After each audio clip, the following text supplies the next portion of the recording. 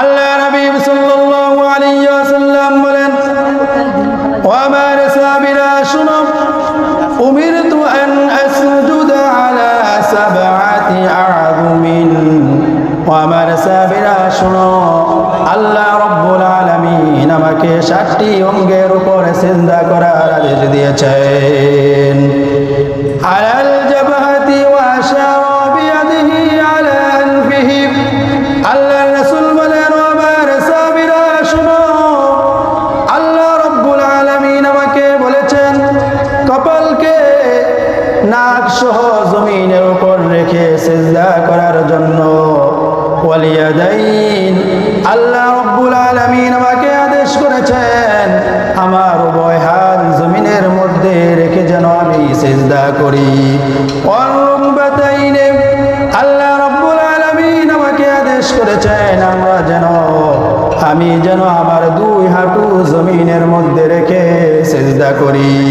ওয়াতরাফিল কদামাইন, আল্লাহ রাব্বুল আলামিন আমাকে আদেশ করেছেন আমি যেন আমার 2 পায়ের অগ্রভাগ অর্থাৎ আঙ্গুলগুলো জমিনের মধ্যে লাগিয়ে সিজদা করি। আমরা যখন এই 7টি অঙ্গ জমিনের মধ্যে লাগিয়ে সিজদা করব, তখনই আমার সিজদাটা পূর্ণাঙ্গ হবে। আমার সিজদাটা আল্লাহ রাব্বুল আলামিনের দরবারে গ্রহণযোগ্য হবে।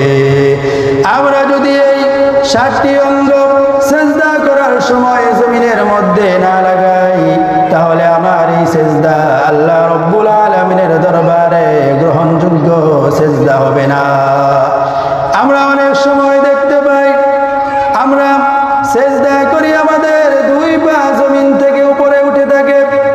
যদি কোনো ব্যক্তির পূর্ণ সিজদার মধ্যে একটি পা যদি এক তাসবিহ পরিমাণ সিজদার মধ্যে না থাকে, অর্থাৎ সুবহানা রাব্বিয়াল আলা এই পরিমাণ সময় পরিমাণ যদি কারো পা পূর্ণ সিজদার মধ্যে জমিনের মধ্যে না থাকে, তাহলে সেই ব্যক্তির সিজদাটা হবে না।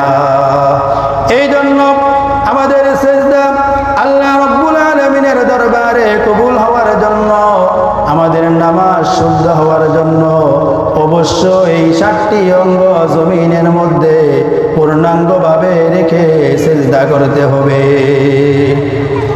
আবার আমরা যদি এই 7টি অঙ্গের মাধ্যমে সিজদা করি, আল্লাহ না করুক হাসরের ময়দানে যদি আমাদের ব্যাপারে ফয়সালা হয়, আমাদের পাপের কারণে যদি আমাদের ব্যাপারে আল্লাহ রাব্বুল আলামিন এই ফয়সালা করেন আমরা জাহান্নামী, তাহলে আমাদেরকে যদি জাহান্নামেও দেওয়া হয়, আমরা যে 7টি অঙ্গের মাধ্যমে সিজদা করেছি, এই 7টি অঙ্গ জাহান্নামের আগুনের মধ্যে পড়বে না।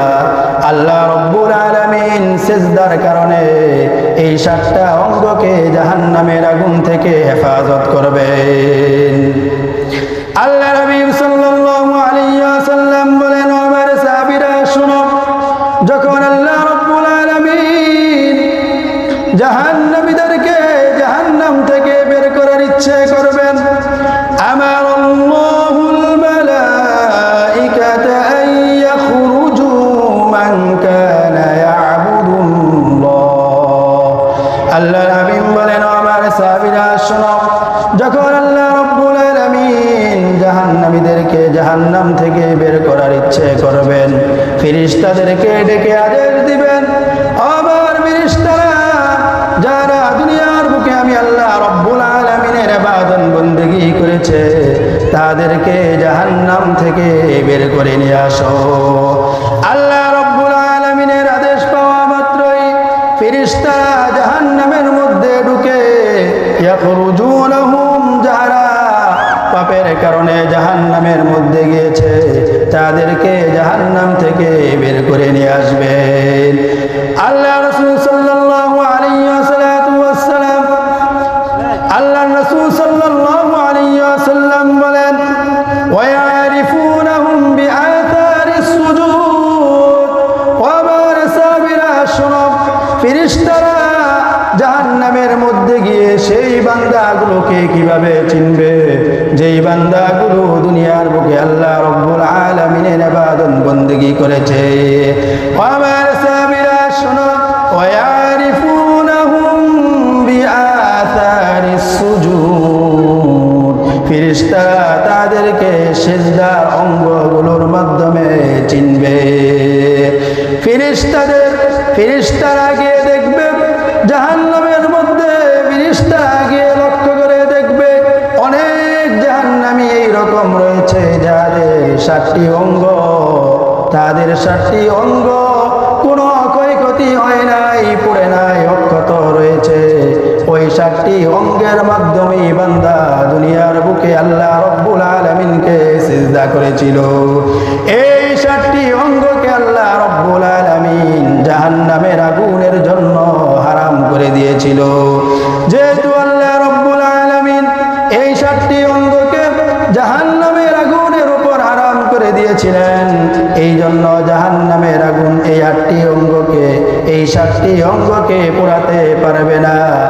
আর ফেরেশতারা জাহান্নামে গিয়ে এই 7টি অঙ্গ দেখে দেখে জাহান্নাম থেকে তাদেরকে বের করে নিয়ে আসবে।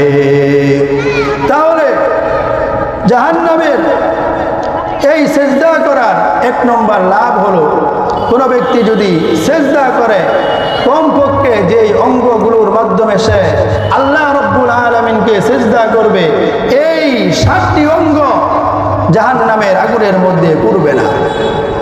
সিজদা করার 2 নম্বর লাভ হলো, আল্লাহ রাসূল সাল্লাল্লাহু আলাইহি ওয়াসাল্লাম বলেন, আমার সাহাবীরা শুনো, যখন বান্দা সিজদার আয়াত তেলাওয়াত করে, সিজদার আয়াত তেলাওয়াত করে বান্দা যখন সিজদা করে, শয়তান যখন এই দৃশ্যটা দেখে, শয়তান এই দৃশ্যটা দেখে ইয়াবকি, সে চিৎকার করে করে কান্নাকাটি করতে থাকে। সে বলতে থাকে, ইয়া ওয়াইলাম, হায় আমার দুর্ভোগ, আল্লাহ রব্বুল আলামিন আদম সন্তানকে সিজদা করার আদেশ দিয়েছেন।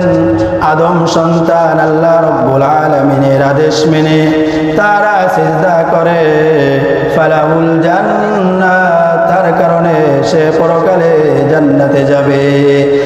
আর আমি কত ভাগা আল্লাহ রব্বুল আলামিন আমাকেও সিজদা করার আদেশ দিয়েছিলেন, কিন্তু আমি আল্লাহ রব্বুল আলামিনের সেই আদেশ মানি নাই, আমি আল্লাহ রব্বুল আলামিনের আদেশ অমান্য করেছি, আমি সিজদা করি নাই, ফালিয়ান্নার, যার ফলে আমি পরকালে জাহান্নামী হব। আজকে আফসোসের বিষয় হলো, আমরা অনেক মুসলমান শয়তানের সেই পদাঙ্ক অনুসরণ করে আমরাও আল্লাহ রব্বুল আলামিনকে সিজদা করি না, ঠিক মতো নামাজ পড়ি না। আমরা যদি ঠিক মতো সিজদা না করি, নামাজ না পড়ি, তাহলে আমাদের ঠিকানাও জাহান্নাম হবে। অথচ আমরা নিজেদেরকে মুসলমান দাবি করি। মুসলমান কাকে বলে? মুসলমান মানে হলো আমি মুসলমান, আমার নামাজ পড়তে হবে, আমি মুসলমান, রমজান মাস আসলে আমার রোজা রাখতে হবে, আমি মুসলমান, আমার উপর হজ ফরজ হলে হজ করতে হবে, আমি মুসলমান, আমার সুদ খাওয়া যাবে না, আমি মুসলমান, আমার ঘুষ খাওয়া যাবে না, আমি মুসলিম নারী, আমার স্বামীর অনুগত্য করতে হবে, আমি মুসলিম নারী, আমার পর্দা করে চলতে হবে, তবে আমি মুসলমান, অন্যথায় আমি বেঈমান। আল্লাহ তাআলা আমাদের সকলকে এই সিজদার যে 2টা ফজিলত শুনলাম, 1 নম্বরে হলো সিজদা যদি আপনি করেন তাহলে আল্লাহ না করুক জাহান্নামে গেলেও যে 7টা অঙ্গের মাধ্যমে আমরা সিজদা করব, এই 7টা অঙ্গ জাহান্নামের আগুনে পোড়াতে পারবে না। 2 নম্বরে হলো কোন ব্যক্তি যদি আল্লাহ রব্বুল আলামিনকে সিজদা করে, 5 ওয়াক্ত নামাজ ঠিকমতো আদায় করে, তাহলে অবশ্যই সেই ব্যক্তিটি জান্নাতের অধিকারী হবে। আল্লাহ তাআলা আমাদের সকলকে এই কথাগুলো বুঝে আমল করার তৌফিক দান করুন। মাশাআল্লাহ।